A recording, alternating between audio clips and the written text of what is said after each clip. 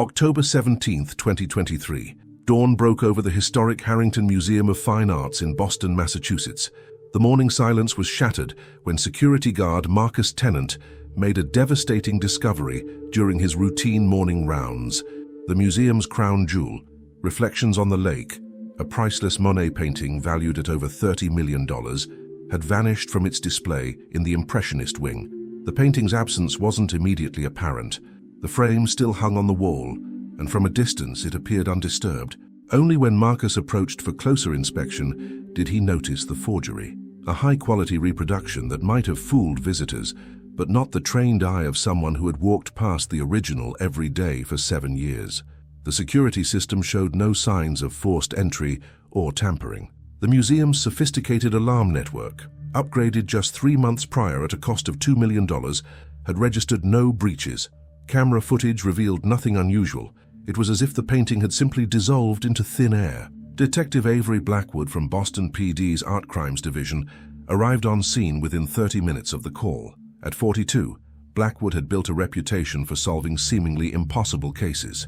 With 15 years specializing in art theft, she immediately recognized this was no ordinary crime. The precision and expertise required to bypass the security systems pointed to professionals. "This isn't opportunistic," Blackwood noted as she examined the empty frame. "This is methodical, planned, and executed with surgical precision." The investigation team sealed off the museum, disappointing hundreds of visitors who arrived to find temporarily closed signs and police tape. Inside, forensic technicians meticulously dusted for fingerprints and collected trace evidence, while detectives interviewed the museum's 37 employees. Museum Director Eleanor Whitmore appeared visibly shaken. Having dedicated 23 years to building the museum's collection, the theft felt deeply personal. "This painting isn't just valuable monetarily," she explained to Detective Blackwood. "It represents a cultural heritage that belongs to everyone. Its disappearance creates a void in our collective history."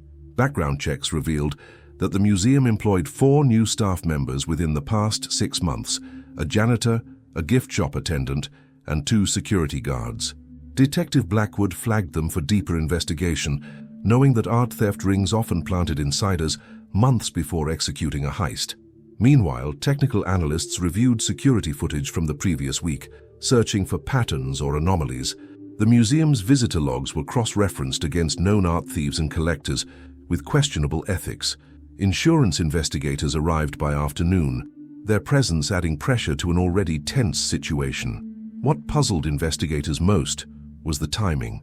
The theft occurred despite heightened security measures implemented for a special exhibition opening the following week. The museum had been conducting after-hours security drills, testing emergency protocols, and installing additional cameras throughout the building. By evening, forensics had uncovered something intriguing: microscopic fibers on the floor beneath where the painting hung. Preliminary analysis indicated they came from a specialized cleaning cloth used by art conservators.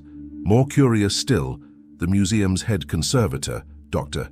Julian Reed, had called in sick 3 days prior and remained unreachable. Detective Blackwood ordered immediate surveillance on Reed's apartment in Cambridge. When officers arrived, they found it empty, not just unoccupied, but completely cleared out. Neighbors reported seeing Reed loading his car late at night 2 days earlier. Credit card records showed he had purchased a one-way ticket to Zurich, Switzerland, a notorious hub for the underground art trade. The apparent betrayal stunned the museum staff. Reed had worked at the Harrington for 11 years with an impeccable reputation in the conservation community.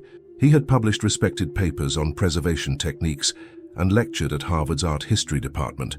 His involvement seemed inconceivable to those who knew him. As Blackwood delved deeper into Reed's background, inconsistencies began to emerge. His claimed doctorate from the University of Florence couldn't be verified. References from previous employers were untraceable. The man who had handled millions of dollars worth of art for over a decade appeared to have fabricated his entire professional identity. FBI Art Crime Team agent Nathaniel Parker joined the investigation, bringing federal resources and international connections. "Art theft of this magnitude isn't just about the object," Parker explained. "It's about networks, smuggling routes, black market connections, and buyers willing to purchase stolen cultural treasures." Financial records revealed Reed had received several substantial wire transfers from anonymous offshore accounts in the months preceding the theft. The transactions had been carefully structured to avoid detection, never large enough to trigger automatic reviews, but totaling over $750,000. As night fell over Boston, detectives established a timeline. The painting had last been verified authentic during a routine conservation check 10 days earlier. Security footage showed Reed working late in the conservation lab 6 times since then, always alone, always after regular hours. What remained unclear was how Reed had managed to remove the painting from the premises undetected. The size alone, approximately 30 by 40 inches, made concealment difficult. Every person entering or leaving the museum underwent bag checks, and larger items required documentation and approval from security. A breakthrough came at midnight, when analysis of parking garage footage revealed Reed making multiple trips to his car 3 nights before his disappearance. On each trip, he carried what appeared to be ordinary maintenance equipment, vacuum cleaner parts and cleaning supplies, but the combined volume would have been sufficient to transport a disassembled frame and a carefully rolled canvas. The investigation expanded to include Reed's known associates. His phone records showed repeated calls to Lydia Mercer, a former museum employee who had resigned 6 months earlier, citing personal reasons. Surveillance was immediately established at her last known address in Providence, Rhode Island. As Chapter 1 of this investigation closes, Detective Blackwood stands at her office window overlooking Boston Harbor, where ships come and go in the darkness. Somewhere among those vessels, or perhaps already far beyond them, a masterpiece that had inspired generations of visitors is now hidden from the world, its destination unknown. But with each passing hour, the net tightens around those responsible. What connection exists between Reed and Mercer? How deep does this conspiracy reach within the museum's walls? And most importantly, can reflections on the lake be recovered before it disappears forever into the shadowy world of stolen art? The following morning, Detective Blackwood assembled her team at Boston PD headquarters. The investigation board was covered with photos, timelines, and the growing web of connections surrounding Julian Reed. Coffee cups littered the conference table as analysts sifted through mountains of digital evidence retrieved from the museum's servers. Reed didn't act alone, Blackwood announced, pinning a photograph of Lydia Mercer beside Reed's. The complexity of this operation required multiple participants with specific expertise. Mercer's background check revealed intriguing details. Before her 5-year tenure at the Harrington Museum as an administrative assistant, she had studied electrical engineering at MIT, but never completed her degree. Her resignation letter cited family obligations in Rhode Island, but property records showed no family connections there. Instead, investigators discovered she had signed a 6-month lease on an apartment under an assumed name. The surveillance team in Providence reported that Mercer's apartment appeared occupied, with lights cycling on timers, but no actual sightings of the subject. Agent Parker secured a search warrant based on the emerging evidence connecting her to Reed. When authorities entered the apartment at 6:15 a.m., they found it meticulously arranged but devoid of personal items. The refrigerator contained fresh groceries, creating the impression of occupancy. Most telling was a hidden compartment beneath the bathroom sink, containing specialized tools used for disabling security systems, micro screwdrivers, electromagnetic pulse generators, and signal jammers. "She's our technical specialist," Parker concluded. Reed had the art expertise and inside access, but Mercer had the skills to bypass the security infrastructure. Meanwhile, forensic accountants traced the offshore payments to both Reed and Mercer back to a shell company registered in the Cayman Islands. The corporate structure was layered through multiple jurisdictions, making the ultimate source difficult to identify. However, the timing of the company's formation, just 3 months after the museum announced its security upgrade, suggested the theft had been planned in direct response to the new measures.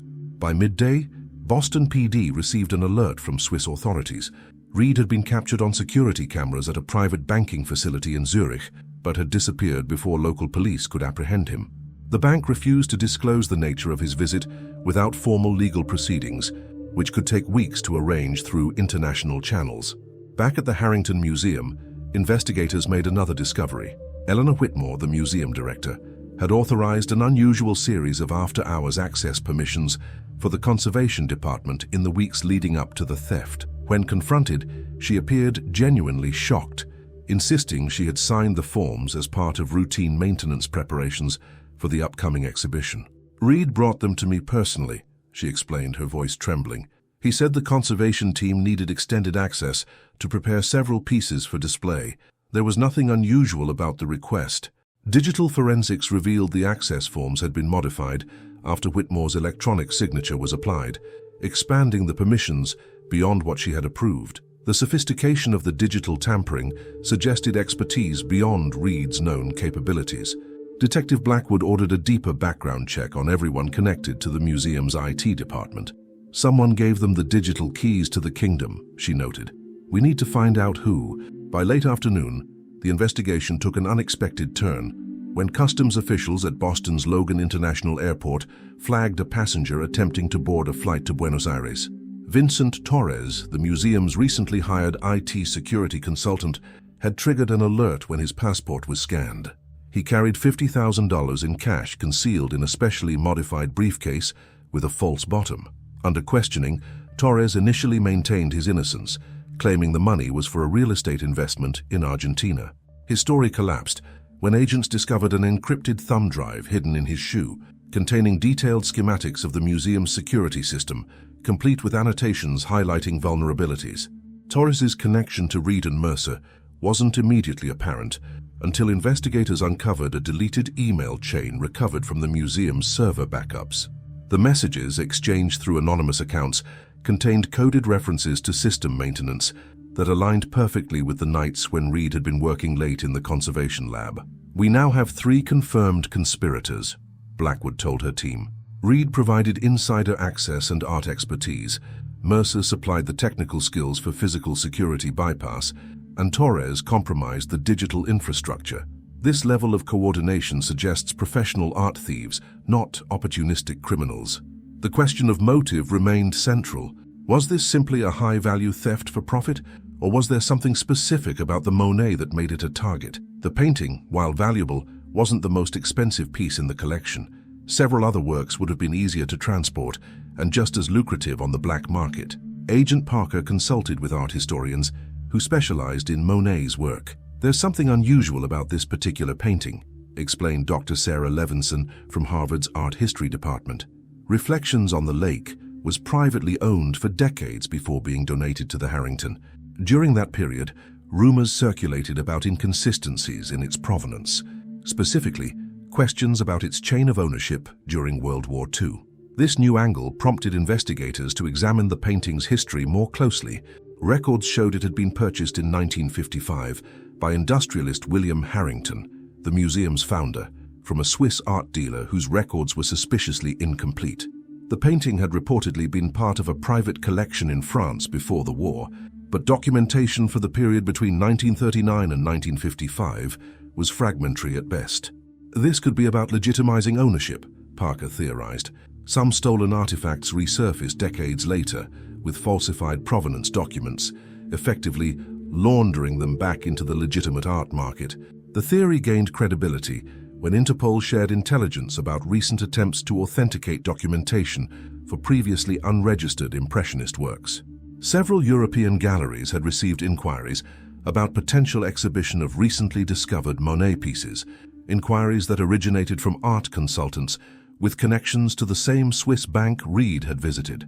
As darkness fell again over Boston, Detective Blackwood received a cryptic message from an anonymous source claiming knowledge of the theft. The message, routed through multiple proxy servers, contained only a photograph showing the stolen Monet's backside, specifically a small section of the wooden frame bearing a partially obscured stamp that wasn't documented in the museum's records. The message contained one line: "The painting isn't what you think it is." Blackwood immediately ordered enhanced analysis of all photographs of the painting taken before the theft, particularly those showing the frame and backing. If there was something hidden or significant about the physical structure of the artwork itself, it might explain why this specific piece was targeted. Meanwhile, international alerts had been issued for Reed, Mercer, and now Torres. Their photographs were distributed to border control agencies worldwide. Financial institutions were monitoring for transactions matching their known patterns. The net was tightening, but the painting remained missing. The investigation had expanded beyond a simple art theft. What began as the disappearance of a single painting was evolving into something more complex, potentially involving art world secrets, historical ownership disputes, and international networks of collectors willing to operate in legal grey areas. As Chapter 2 draws to a close, investigators gather in the museum's conservation lab, examining high-resolution images of the painting taken during its last documented inspection. Under ultraviolet light, previously unnoticed details emerge around the edges of the canvas, markings that might have been deliberately obscured during previous restorations. What secrets does Reflections on the Lake truly hold? Who is the anonymous informant with knowledge of the painting's hidden aspects? And how does this connect to Julian Reed's careful cultivation of his position at the museum over more than a decade? The answers may lie not just in tracking the thieves, but in understanding the painting's journey through history, a journey that might contain secrets worth far more than the $30 million insurance value. Dawn broke over the Atlantic as a private jet touched down at a small airfield outside of Geneva, Switzerland. Inside, a custom-built transport case was carefully monitored by a climate control system. 3 days had passed since the theft, and the investigation had expanded across continents.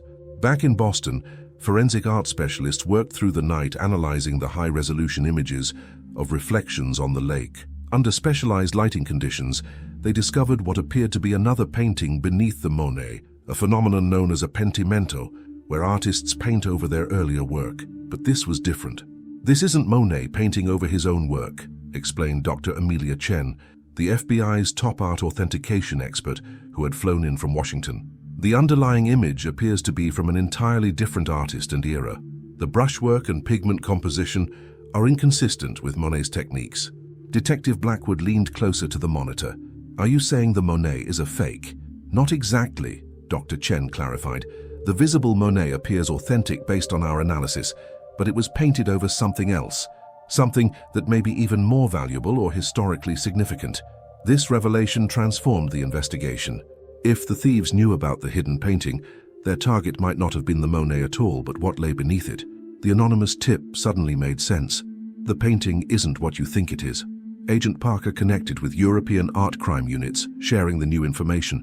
Within hours, intelligence reports indicated increased activity among known art world intermediaries, specializing in Nazi-looted artwork restitution cases. Meanwhile, digital forensics made a breakthrough by recovering deleted calendar entries from Julian Reed's cloud account. For 3 consecutive years, Reed had traveled to Switzerland during the same week in September, listing the trips as conservation conferences in his official museum requests. No such conferences existed. He was meeting someone, Blackwood theorized, someone who knew about the painting's secret and was planning this long term. The investigation team turned their attention to the painting's provenance, specifically the 16-year gap in its documented history between 1939 and 1955. Records showed William Harrington had purchased it from Galerie Hoffmann in Zurich, a gallery that had since closed. Its former owner, Ernst Hoffmann, had died in 1987, but his grandson, Klaus Hoffmann, still operated an art consultancy in Geneva. Swiss authorities agreed to interview Klaus Hoffmann, but reported back with troubling news. Hoffmann had left the country 2 days before the theft, his destination listed as Argentina. The timing couldn't be coincidental. "We're looking at a multi-generational conspiracy," Parker said, adding another layer to their investigation board. "Something happened during World War II involving this painting, and the secret has been preserved for over 70 years. A research specialist focusing on Nazi-looted art provided crucial historical context. During the occupation of France, countless artworks were systematically stolen from Jewish collectors and other victims of persecution. After the war, many pieces disappeared into private collections, their true ownership histories deliberately obscured. Some families have spent decades searching for their stolen heritage," the specialist explained. "In recent years, museums worldwide have faced increasing pressure to investigate the provenance of their collections, particularly works that changed hands during this period." Blackwood contacted Eleanor Whitmore again, this time with more pointed questions about the museum's acquisition policies. Had the Harrington ever conducted a thorough provenance review of its founding collection? Whitmore appeared genuinely disturbed by the implications. William Harrington's acquisitions were considered above reproach. He was celebrated for saving cultural treasures after the war. The suggestion that he might have, knowingly or unknowingly, acquired looted art would be devastating to his legacy and our institution. Nevertheless, she agreed to open the museum's acquisition archives, including private correspondence not previously available to researchers. Among the yellowing papers and faded photographs, investigators discovered something significant: a letter from Ernst Hoffmann to William Harrington, dated January 1955, referring obliquely to the special arrangement regarding the provenance documentation and mutual assurances of discretion. They knew, Blackwood said quietly. They both knew something wasn't right with this painting. Further examination of museum records revealed that the Monet had never undergone comprehensive restoration since its acquisition, only surface cleaning and minor touch-ups that wouldn't require removing it from its frame.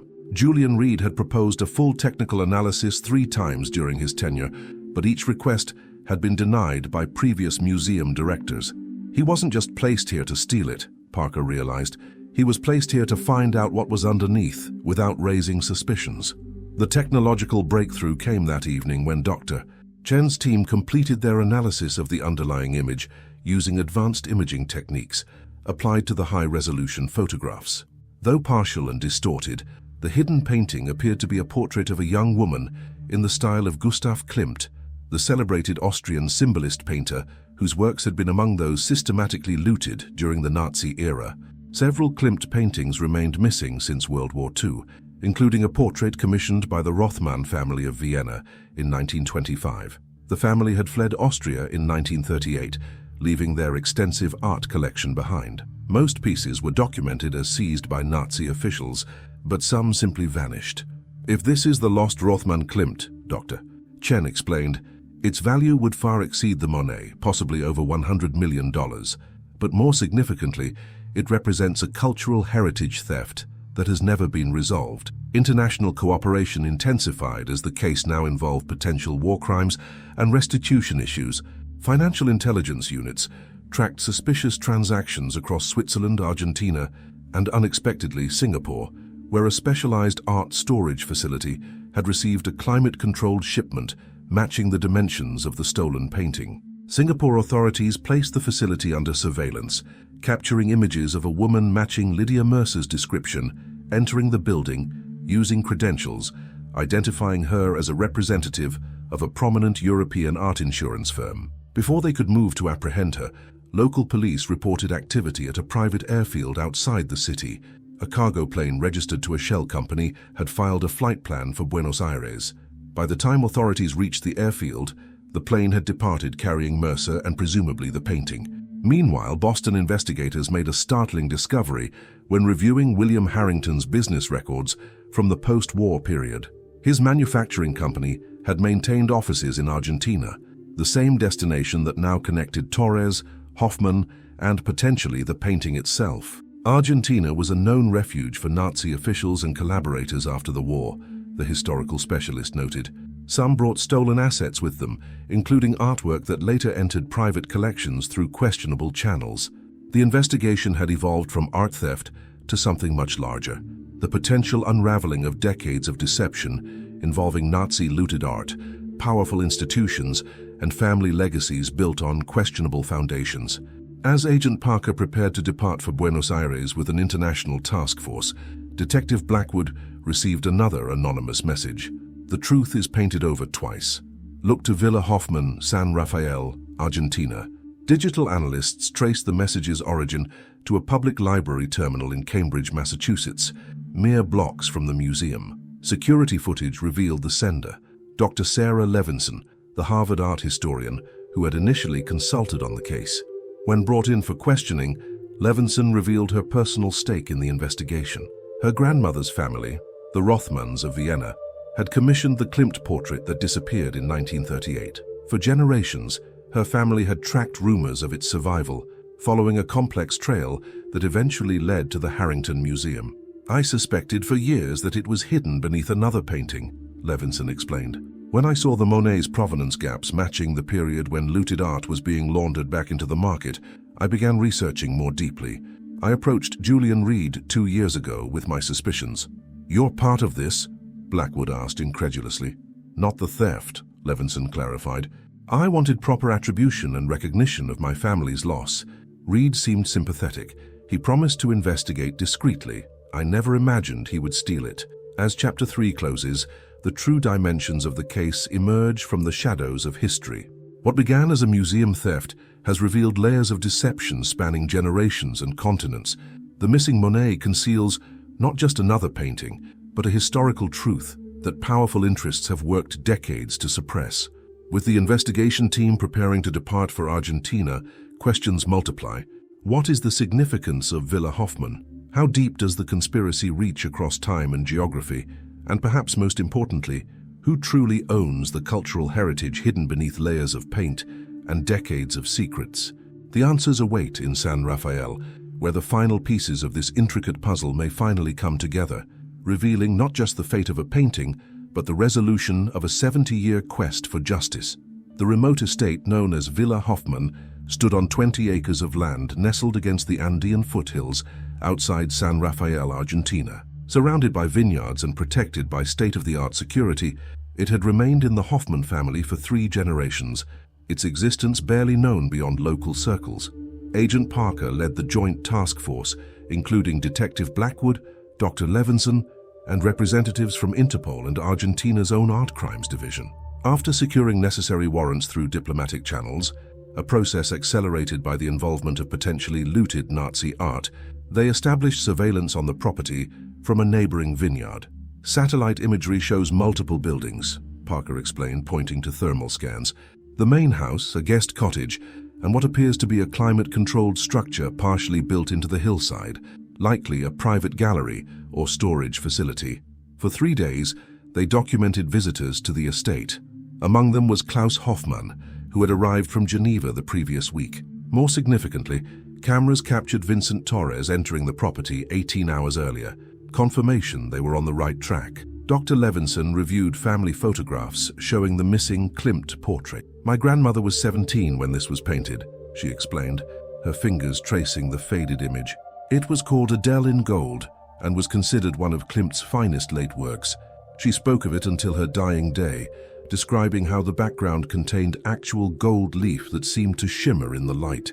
Argentine authorities agreed to approach the estate under the pretense of a tax audit, allowing them to enter without revealing the full nature of the investigation. What they discovered inside transformed the case entirely. The climate-controlled building contained not one private gallery, but 3, housing an extensive collection of artworks, many recognized by experts as pieces long missing from European collections.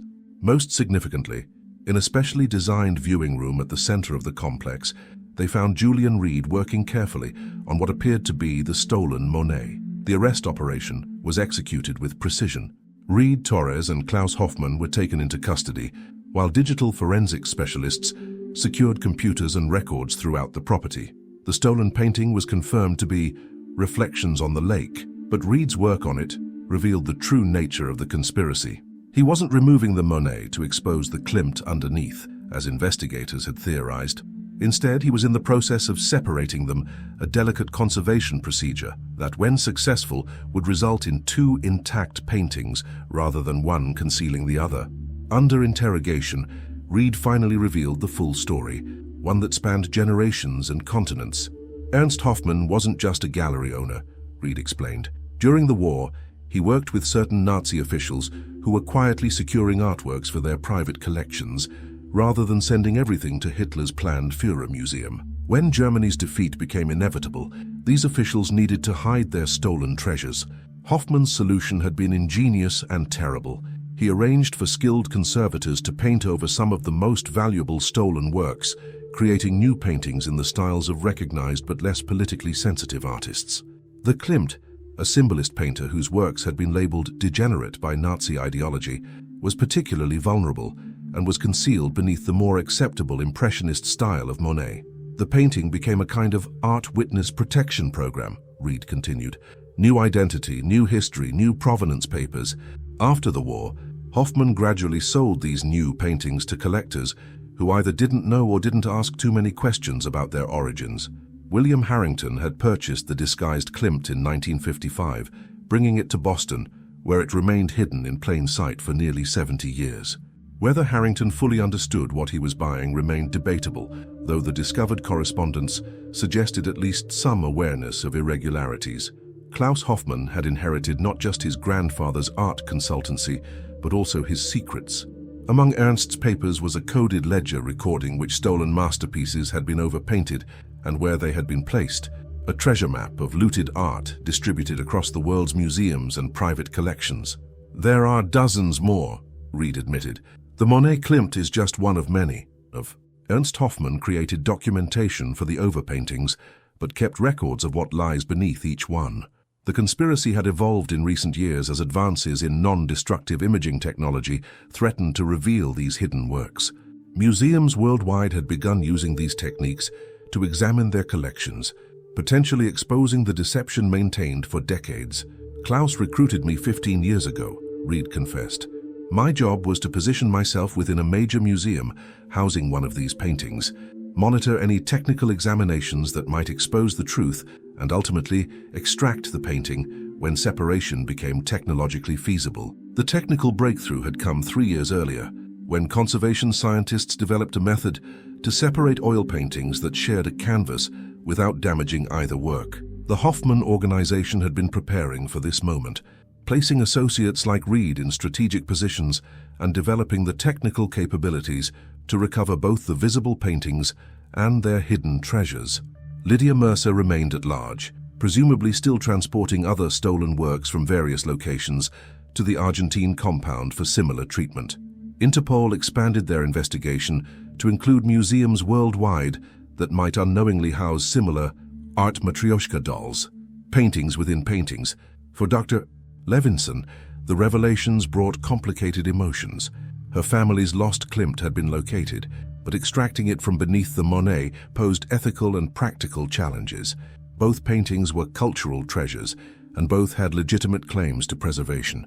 "The Monet isn't a forgery," Dr. Chen confirmed after examining the painting in Argentina. "It's an original work created specifically to conceal the Klimt. Destroying one to recover the other would itself be a cultural loss." Museum director Eleanor Whitmore flew to Argentina as the implications for the Harrington Museum became clear. Beyond the potential loss of a significant piece from their collection, the institution faced difficult questions about due diligence in examining provenance and the ethical obligations surrounding art restitution.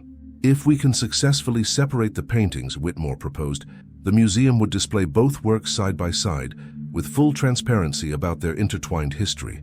The Klimt would be officially recognized as the property of the Rothman family, on long-term loan to us for public education about both art history and the ongoing impact of wartime cultural theft." Dr. Levinson found this proposal acceptable, recognizing that her grandmother's painting had historical significance beyond its artistic value. "This isn't just about ownership," she explained. "It's about acknowledgement of the crime committed against my family, of the painting's journey through history, and of our collective responsibility to confront difficult truths." The FBI's art conservation team began the delicate process of separating the paintings under Dr. Chen's supervision, a procedure expected to take months of painstaking work. Meanwhile, the investigation expanded as Klaus Hoffmann's records led authorities to other overpainted masterpieces in collections from New York to Tokyo. In Boston, Detective Blackwood oversaw the continuing investigation into the Harrington Museum's acquisition practices, particularly the questionable provenance documentation that had allowed looted art to enter respected institutions. The case had exposed vulnerabilities in the art world's self-regulation and highlighted the ongoing consequences of historical injustices. As international headlines announced the recovery of the twice-hidden masterpiece, museum directors worldwide quietly began examining their own collections with new scrutiny, wondering what secrets might lie beneath the surface of their most treasured works. 6 months later, in a specially designed gallery at the Harrington Museum, 2 paintings were unveiled side by side. Reflections on the Lake by Claude Monet, now hung beside Adele in Gold by Gustav Klimt, separated at last after their long, strange journey together through the shadows of history. The exhibition, titled Beneath the Surface: Art Theft and Reconciliation, drew record crowds and sparked international conversations about cultural heritage, historical justice, and the complex ethical questions surrounding art restitution. The small plaque between the paintings acknowledged the Rothman family's ownership of the Klimt, while detailing the intertwined history of both works. For Detective Blackwood, standing in the gallery on opening day, The case represented something beyond a successful investigation. It demonstrated how crimes of the past continue to ripple through generations, and how truth, though temporarily concealed, eventually finds its way to the surface. Dr. Levinson stood beside her grandmother's portrait, finally restored to its original brilliance. The young woman in the painting seemed to gaze not just at viewers, but across time itself, a witness to both humanity's capacity for destruction and its commitment to eventual justice. The final arrests came 3 weeks after the exhibition opened, when Interpol located Lydia Mercer in São Paulo, Brazil, attempting to arrange transportation for 2 more paintings from the Hoffman inventory. With her capture, the primary figures in the conspiracy were all in custody, though the work of recovering the remaining overpainted masterpieces would likely continue for years. At Villa Hoffman, now under government control, art specialists from a dozen countries worked to document and analyze the extensive records detailing what might be the largest organized art theft concealment operation in history. The estate itself would eventually be converted into a research center dedicated to Nazi-looted art recovery and provenance research. As this chapter of the investigation closed, another began, a global effort to reconcile the competing claims of cultural heritage, legitimate ownership, and historical justice. The paintings that had been hidden in plain sight for generations now served as powerful reminders that beneath the visible surface of history, deeper truths always wait to be revealed. The art world would never be quite the same again, as museums and collectors everywhere learned the lesson of Reflections on the Lake, that sometimes the most significant stories are the ones deliberately concealed, and that true beauty emerges only when all layers are acknowledged, respected, and ultimately brought into the light. 1 year after the discovery at Villa Hoffman, the repercussions continued to spread throughout the international art world. What began as a single theft investigation had catalyzed a fundamental shift in how museums worldwide approached their collections, particularly works with gaps in their provenance during the World War II era. Detective Blackwood, now heading a specialized division focusing on cultural heritage crimes, stood at the podium of an international conference on art restitution in New York. Before her sat representatives from major museums, auction houses, and cultural ministries from 27 countries. The Hoffman Files, as we now call them, have identified 117 paintings potentially concealing earlier works, she explained, displaying a map showing their current locations across 6 continents. To date, we've confirmed 34 of these through non-destructive imaging techniques. 14 have undergone successful separation procedures. The Harrington Museum case had transformed from scandal to pioneering example in the museum world. Their transparency about the Monet-Klimt situation, coupled with their collaborative approach to restitution, had established a new paradigm for handling such discoveries. Eleanor Whitmore joined Blackwood at the podium. "Our attendance has tripled since opening the Beneath the Surface exhibition," she noted. "The public is fascinated not just by the artworks themselves, but by their journey through history. We've found that honesty about provenance problems doesn't diminish an institution. It enhances its credibility and educational mission." Behind the scenes, the legal implications continued to unfold. Julian Reed had accepted a plea agreement, providing comprehensive testimony about the Hoffman organization's operations in exchange for a reduced sentence. Vincent Torres received 7 years for his role in compromising museum security systems, while Klaus Hoffman faced charges in multiple jurisdictions. The case against William Harrington's estate proved more complex. Historical correspondence suggested he had suspected the unusual nature of his purchases, but had deliberately avoided asking questions that might have revealed uncomfortable truths. The museum bearing his name now funded a permanent research position dedicated to investigating the provenance of its entire collection. Dr. Sarah Levinson had established the Rothman Foundation, using her family's portion of the insurance settlement to fund research into Nazi-looted art and support the technical development of painting separation techniques. The foundation worked closely with similar organizations representing other families whose cultural heritage had been stolen. "We've moved beyond simply seeking the return of individual artworks," she explained in an interview with the art newspaper. "This is about acknowledging historical injustices and creating mechanisms to address them systematically. Some families want physical restitution, others prefer acknowledgement and education. There's no one-size-fits-all solution." The technical process pioneered with the Monet-Klimt had advanced significantly. Dr. Chen now led an international conservation consortium developing increasingly sophisticated methods for analyzing and potentially separating overpainted works without damage to either layer. What makes these cases particularly fascinating from a conservation perspective, Dr. Chen explained during a demonstration at the Metropolitan Museum of Art, is that the overpainting was never meant to be removed. Unlike traditional art forgeries, these were created as permanent concealments, with careful attention to ensuring the new artwork would stand up to scrutiny. This technical challenge had spawned a new subspecialty in art conservation. Universities across Europe and North America had established programs focusing specifically on the identification and preservation of layered paintings, what one journal had termed palimpsest artworks. The investigation continued to reveal unexpected dimensions of the original conspiracy. Ernst Hoffmann's network had been more extensive than initially believed, involving collaborators in at least 8 countries.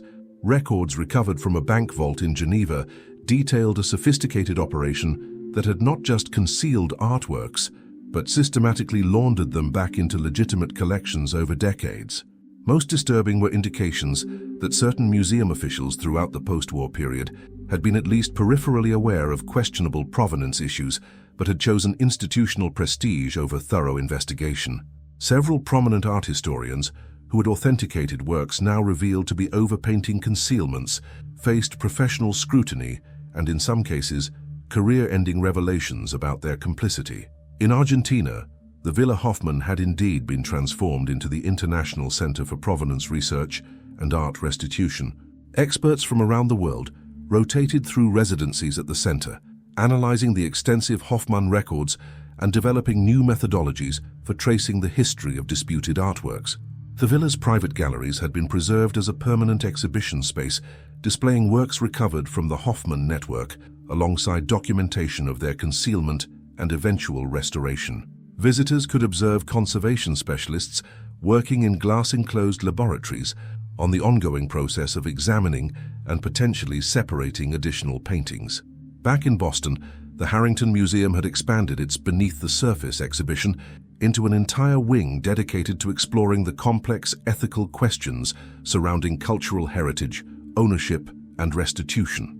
The original Monet and Klimt remained the centerpiece, but they had been joined by other successfully separated works from collections worldwide.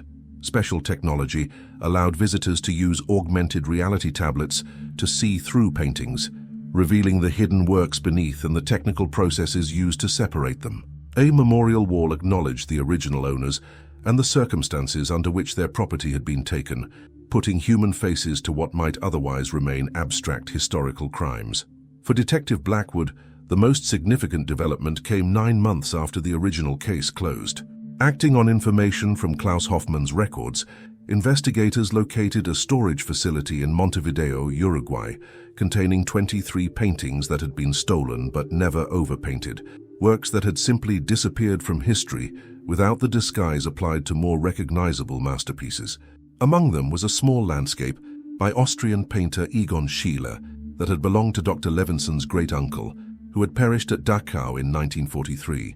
The discovery closed one of the final gaps in the Rothman family's lost collection, providing not just restitution of property, but restoration of memory, the acknowledgement that what had been systematically erased could still be recovered, recognized, and honored. The legal precedents established through the Hoffmann cases had created new standards for museums worldwide. Major institutions had committed to open-access provenance research, sharing findings even when they raised uncomfortable questions about acquisition practices. Auction houses had implemented enhanced due diligence procedures, particularly for works changing hands during critical historical periods. Most importantly, the conversation had shifted from treating Nazi-looted art as a historical anomaly to recognizing it as part of a broader pattern of cultural displacement during conflicts worldwide, from colonial appropriations to contemporary wartime looting. The mechanisms developed to address World War II-era claims were being adapted to handle restitution questions from other historical and ongoing conflicts. As the international conference in New York concluded, participants signed what became known as the Harrington Protocol, a framework for addressing layered paintings and other concealed cultural property. The protocol established technical standards for examination, ethical guidelines for institutional transparency, and legal principles for balancing the competing interests of current holders, original owners, and the public's interest in cultural preservation. In her closing remarks, Detective Blackwood reminded the assembled experts that beyond the legal and technical achievements, the case represented something more fundamental. What began as an investigation into missing property became an exploration of missing history. Every artwork recovered, every provenance clarified, and every family acknowledged represents a small victory against those who sought to erase not just lives, but the evidence that those lives existed. As participants departed the conference, news arrived of another significant discovery.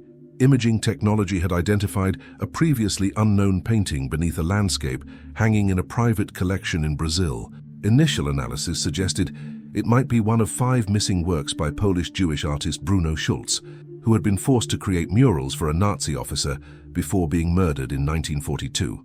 The investigation continued, with each revelation extending our understanding not just of art history, but of how justice might still be pursued across the boundaries of time, geography, and deliberate concealment. The paintings within paintings had become powerful metaphors for historical truth itself, temporarily obscured, but ultimately inseparable from the narratives built to hide it. For those involved in the original case, the work had evolved from investigation to mission. As Dr. Levinson often reminded her students, when we recover these artworks, we're not just reclaiming objects. We're restoring connections between generations, between communities, between past injustices and present responsibilities. The ripples from that first discovery at the Harrington Museum continued to spread, touching institutions, families, and historical narratives worldwide, revealing that beneath the surface of what we think we know, deeper truths always wait for those willing to look for them. 5 years after the Harrington Museum theft, Detective Avery Blackwood stood in the newly constructed Central Repository for Recovered Cultural Heritage in Geneva, Switzerland. Around her, climate-controlled display cases housed dozens of paintings that had been successfully separated through the techniques pioneered during the original investigation. Each installation featured both works, the concealing painting and the hidden masterpiece beneath, displayed side by side with comprehensive documentation of their intertwined histories. "We've come full circle," Blackwood remarked to Dr. Sarah Levinson, who now served as the repository's chief historical consultant. Ernst Hoffmann's operation began in Switzerland, laundering artworks through seemingly legitimate channels. Now we've established a center here dedicated to transparency and restitution. The repository represented an unprecedented international collaboration, funded jointly by 23 governments, major museums, and private foundations. Beyond serving as a temporary home for recovered works awaiting final restitution decisions, it functioned as a research center and living memorial to the ongoing effort to address cultural heritage crimes. "The numbers tell a remarkable story," Dr. Levinson noted, consulting her tablet. 173 overpainted works identified worldwide, 97 successfully separated, 62 returned to descendants of the original owners, 48 on long-term museum loan with full acknowledgement of their provenance, and the work continues. What had begun as a criminal investigation had evolved into a global movement that transcended simple restitution. Museums that had initially approached the Hoffmann revelations defensively now actively participated in provenance research, recognizing that historical honesty enhanced rather than diminished their institutional credibility. The technical innovations had extended far beyond Nazi-looted art cases. The imaging technologies developed to identify overpainted works were now being applied to religious paintings from the Renaissance, revealing earlier compositions beneath centuries of revisions. Colonial-era artifacts were being examined for evidence of cultural overwriting, where indigenous artworks had been modified to serve colonial narratives. Julian Reed, whose sentence had been reduced in recognition of his cooperation, had recently been released and now worked as a consultant to the repository, applying his specialized knowledge to the continuing recovery efforts. His perspectives on the case had evolved considerably during his incarceration. "I entered the Hoffmann organization seeing myself as recovering lost masterpieces," he explained in a documentary film being produced about the case. "I convinced myself I was serving art history rather than participating in an ongoing crime. It took losing my freedom to understand that cultural heritage isn't about objects. It's about people, memory, and justice. Klaus Hoffmann remained in prison, though his cooperation had also expanded the investigation significantly. The empire his grandfather had built had been dismantled, its assets liquidated to fund restitution efforts worldwide. Villa Hoffmann continued its work as a research center, though ownership had transferred to a non-profit consortium dedicated to Holocaust education and cultural recovery. For Eleanor Whitmore and the Harrington Museum, the journey had been transformative. Far from destroying the institution's reputation, their transparent approach to addressing the provenance issues in their collection had established them as leaders in the field. The museum had expanded its educational mission, dedicating substantial resources to exploring the ethical dimensions of cultural heritage and collecting practices. The question we now ask isn't simply, is this beautiful, or is this valuable? Whitmore explained during a TED Talk that had garnered millions of views. We ask, what is the full story of this object? Whose voices are present in its history and whose have been silenced? Beauty remains central to our mission, but truth has become equally essential. The technological breakthroughs continued to advance. Dr. Chen's team had recently succeeded in separating a Vermeer from an earlier Dutch portrait, a particularly challenging case due to the age of both works and the similar materials used. Each successful separation added to the growing knowledge base, making future recoveries increasingly feasible. We're developing techniques that would have seemed impossible a decade ago, Dr. Chen explained during a demonstration at the repository. Non-destructive imaging that can distinguish between paint layers applied days apart. Molecular analysis that can identify specific pigments from particular regions and time periods. Even AI systems that can predict the likelihood of overpainting based on subtle inconsistencies in brushwork or composition. The legal framework continued to evolve as well. The Harrington Protocol had been adopted by the United Nations Educational, Scientific and Cultural Organization, UNESCO, as the foundation for a comprehensive international agreement on cultural property restitution. Museums worldwide had committed to provenance transparency, with major institutions digitizing their acquisition records and making them publicly accessible. Most significantly, the statute of limitations arguments that had previously blocked many restitution claims were being reconsidered in light of the Hoffmann revelations. Courts in multiple countries had established that deliberate concealment, whether physical or documentary, prevented the clock from starting on legal time limits until the concealment was discovered. For families like the Rothmans, the impact extended beyond legal victories. Dr. Levinson had organized a gathering of 43 families whose artworks had been recovered through the investigation, a remarkable reunion of people connected not just by historical losses, but by contemporary justice. My grandmother didn't live to see her portrait recovered, Levinson noted during the event, but her children, grandchildren, and now great-grandchildren can stand before it, seeing not just a masterpiece of art, but a piece of our family narrative that someone tried to erase. That recovery of memory may be even more valuable than the artwork itself. The human stories continued to emerge. In Toronto, an elderly survivor of the Holocaust had recognized his childhood home in the background of a recovered landscape painting, a connection that would have remained forever hidden had the overpainting not been discovered and removed. In Buenos Aires, conservation work on a separated portrait had revealed handwritten notes hidden in the frame, providing closure to a family that had spent generations searching for information about relatives lost during the war. Detective Blackwood had compiled these narratives into a book titled Beneath the Surface: Art, Justice and Memory in the Wake of the Hoffmann Discoveries. Now in its third printing, it had become standard reading in art history, museum studies and law enforcement training programs focused on cultural heritage crimes. What makes these cases unique, Blackwood often explained when teaching at the FBI Academy, is that they're simultaneously the oldest cold cases we've worked and the most contemporary investigations. The crimes began 80 years ago, but the concealment continued until we discovered it. The statute of limitations doesn't expire on the truth. The repository's central atrium featured a specially commissioned installation, a wall of light, where projections displayed images of artwork still missing, cycling continuously as a reminder that the work remained incomplete. Each time a painting was recovered, its projection was replaced with documentation of the recovery and restitution process, a visual record of progress that inspired continued effort. Visitors to the repository often remarked on the emotional impact of seeing the separated paintings displayed together. The concealing work and the hidden masterpiece reunited not as overlapping layers, but as equal witnesses to history.